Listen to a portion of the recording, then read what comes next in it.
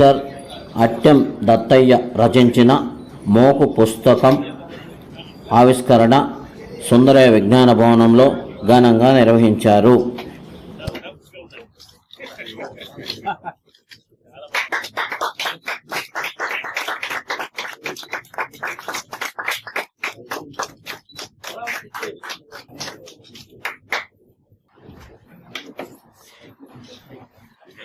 ఒక నిమిషం నా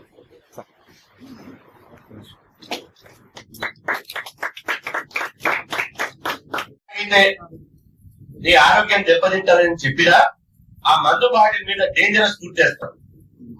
అయినా ఇప్పుడు ఈ సమయం 8 అవుతుంది కదా, ఇక్కడ ఏమైనా వైన్ షాప్ దగ్గర పోయి చూడా మొత్తం లైనే కడతారు. అదే విధంగా పళ్ళ దుకాణం కాడ ఆ పని మీద పెడతాడు ముస్లిం అన్నో లేకపోతే ఇంకో అన్నో బహుజన్ అన్నో పెడతాడు. మంచి పట్టతో చూస్తా ఉంటాడు, యాకిల్ పండుగ పెడతాడు. పట్టతో చూస్తా ఉంటాడు, ఒక్కనాడు యాకిల్ పండుగ ఆడ ఏంటంటే వైన్ షాప్ కాడ ఉంటారు. మన కథలలో కూడా ఈ స్త్రీ ఇట్లట, ఆ స్త్రీని చేయబట్టిందట, ఆ స్త్రీని ఇట్లా అయిందట అంటే ఓ రేపు జనరేషన్ కూడా ఇట్లా ఉండే నా గౌళ్ళు. మనకు విరోచితమైనటువంటి సర్దార్ సర్వాయి పాపన్న మీద ఎంత పుట్ట జరిగింది. సర్దార్ సర్వాయి పాపన్న భారతదేశంలో తొలి బహుజన చక్రవర్తి. బహుజన చక్రవర్తి అని చెప్తే మా పీడాలు ముడిపోతాయని చెప్పి సర్వాయి పాపడు పాప వీసీ గారు కూడా కట్టి అంటున్నాడు. ఇంతమంది సర్వాయి పాపడు అంటు. సర్వాయి పాపన్న అమ్మ కళ్ళమితే వస్తుంది, కాళ్ళెక్కితే వస్తుంది, కొడితే గోల్కొండ కోటనే కొట్టాలి, ఈ రాజ్యాన్ని పరిపాలించాలన్నటువంటి గొప్ప బహుజన చక్రవర్తి మన సర్వాయి పాపన్న. ఇది చరిత్ర. అక్కడి నుంచి మొదలుకుంటే ఇవాళ బహుజన కులాలలో ఏ కులానికైనా బహుజన కులాలలో ఉన్నటువంటి తెలివి, ప్రతిభ, దమ్ము, ధైర్యం, కలేజ ఇతర కులాలకు లేదు.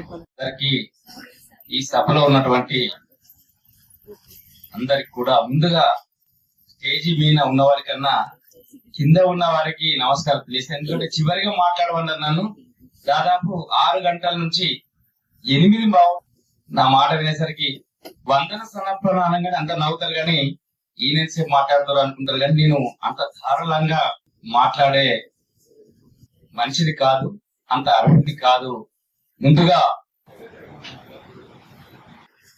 ఈ సభా వేదిక పైన ఉన్నటువంటి ముఖ్యులు, ఆచార్యులు, పెద్దలు శ్రీ డాక్టర్ రఘు గారు, అదే విధంగా గురువు అందరికీ గురువు లాంటి వారు కమలాకర్ శర్మ గారు, అదే విధంగా మా యొక్క అందరికీ అమ్మలాగా ఉన్న వారి సతీమణి మహోదయి మనోహరి అమ్మవారికి, అదే విధంగా ఇంతకు ముందే ఏదో వర్క్ ఉందని పోయిన ఆచార్యులు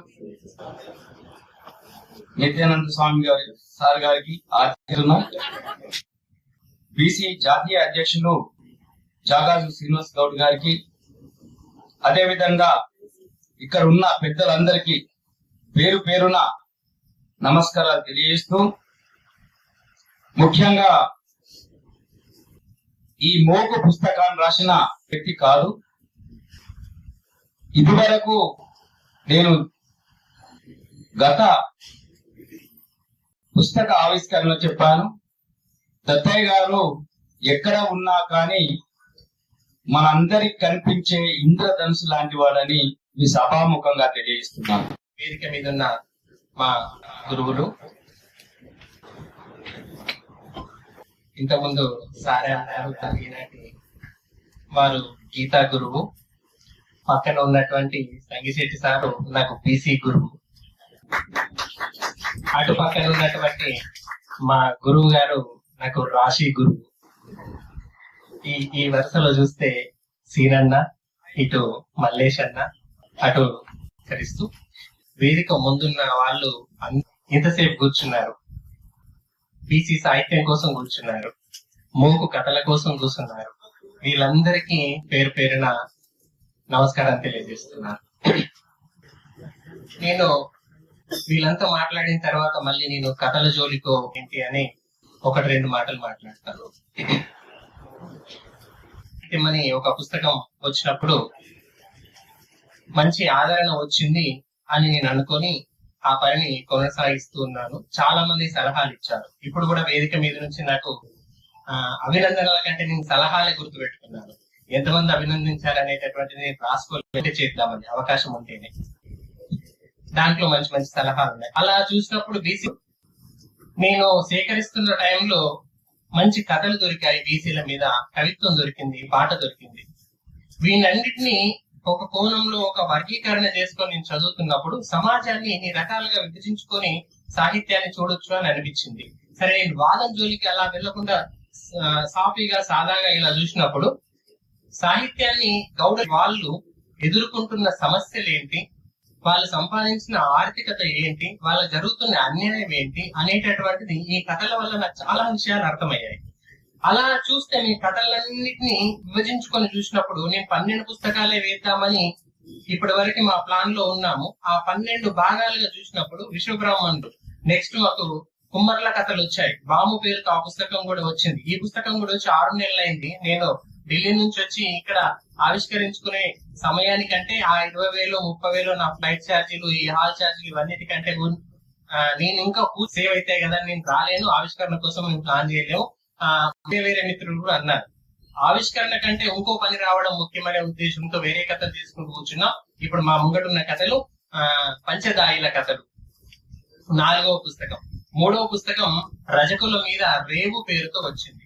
అన్ని వృత్తులకి నేను కొన్ని గీతలు తీసుకున్నాము. ఆ గీతలు ఏంటంటే తెలంగాణ కథలే ఉండాలి, 20 కథలు మాత్రమే తీసుకుంటాము, ఆ ఏ కథలో అయినా సరే ఆ వృత్తికి సంబంధించినటువంటి అంశమే ఉండాలి అనేటటువంటి కొన్ని పరిధులు ఏర్పాటు చేసుకొని ఆ కథలను చదువుతుంటే రకరకాల సామాజిక వర్గాల అరాచకాలు, అన్యాయాలు, ఆర్థిక దోపిడీలు, కష్టాలు, సుఖాలు, చెమట చుక్కలు, హత్యలు, అనేక రకాలైనటువంటి కొత్త కొత్త కోణాలు నాకు కనిపిస్తున్నాయి. శ్రీ జాజుల శ్రీనివాస్ గౌడ్ అన్నగారికి అందరి తరపున కృతజ్ఞతలు, వారికి సన్మానం.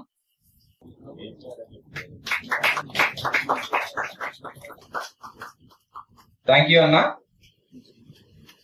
ఆచార్య సాగి కమలాకర శర్మ గారు, మా గురువు గారు, వారి విలువైన మాటల్ని మాకు అందించినందుకు ఈ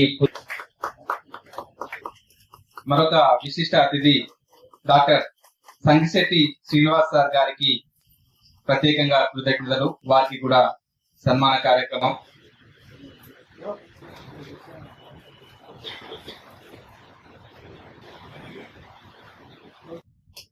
ఈనాటి కార్యక్రమానికి ధృవ ఫౌండేషన్ అధ్యక్షులు, ఆత్మీయ అతిథులు శ్రీ దుండె మల్లేశం గారికి ప్రత్యేక కృతజ్ఞతలు, వారికి సన్మానం.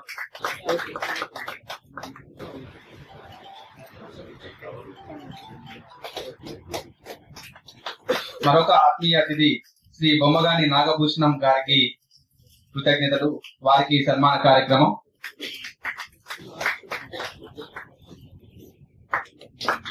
ఈ పుస్తక ఆత్మని ఆవిష్కరించిన పుస్తక సమీక్షకులు బండారి రాజకుమార్ గౌడ్ గారికి కృతజ్ఞతలు, వారికి సన్మానం.